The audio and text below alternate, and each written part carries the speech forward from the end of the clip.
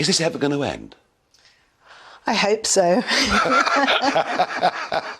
It's quite wearing, isn't it? I think that once Meghan has told her truth, which of course will be her truth, yeah. I'm not sure that anyone believes their truth, but it's theirs. Once she's done her book, I think they're going to become a bit irrelevant, aren't they? I mean, I can't see how the royal family can trust them now, because everything they say goes into print or on TV. Yep. So therefore, even if, as the king, I'm sure, would like there's a reconciliation, they're still going to have to be very cautious of what they do and say in front of the Sussexes. And so I think there's going to be a limit to what else they can say and do.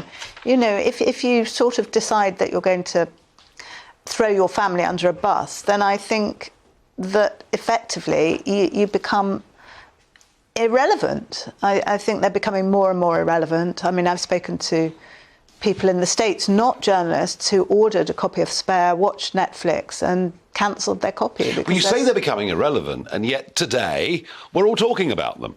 Well, of course, and that is true. But I think that their views perhaps are becoming irrelevant. I mean, everybody wants to know what they're going to say, what they're saying about William, what they're saying about Kate, what they're saying about Charles and Camilla.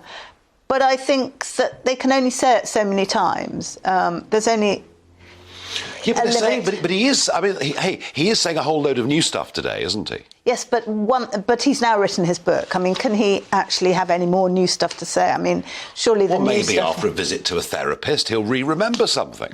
In a different way. Let me ask you.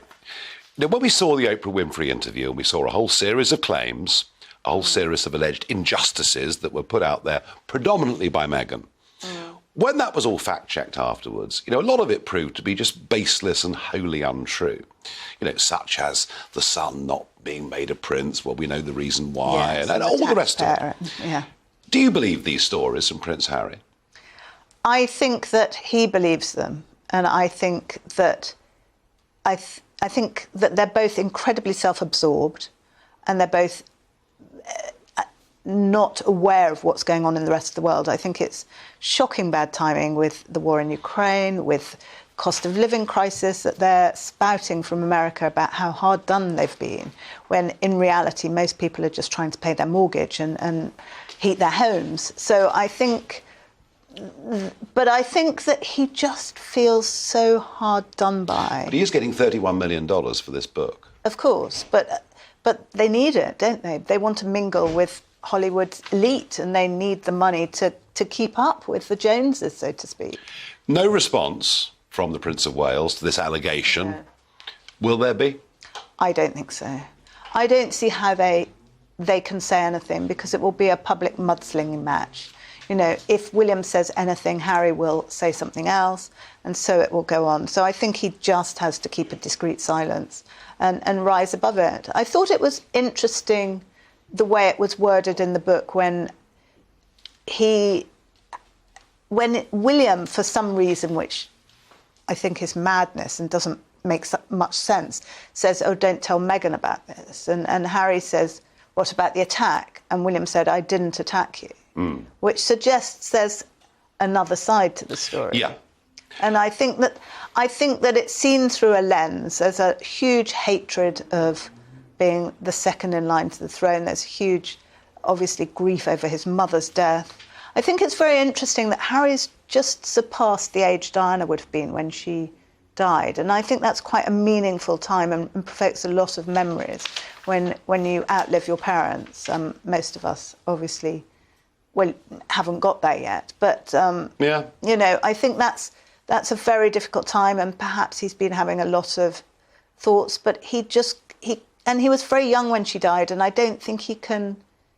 Well, he can't look within and see his own role in anything. He just always blames other people. They always blame everything. For everything. And yet, you know, I've been told on good authority he was helped through his exams at Eton in a way that most pupils aren't. He was helped to get through Sandhurst when, frankly, he'd never have passed the test to be an officer. He's been helped all through his life. He's not very bright, is he? It appears not. It's difficult to know. I mean, he certainly seems to contradict himself a lot. I mean, I don't see how any rational human being would expect a reconciliation with their family after saying the things he said. I mean, they're venomous. I mean, it's shocking. I mean, it's hard to imagine any other story of celebrities, let alone members of the royal family, who've been so venomous towards their family. It's really upsetting. And of course, the irony of the whole thing is that Diana would be really upset about this. You know, he keeps claiming that Meghan's the reincarnation of his mother, but his mother would be shocked that her two boys have fallen out. You're right.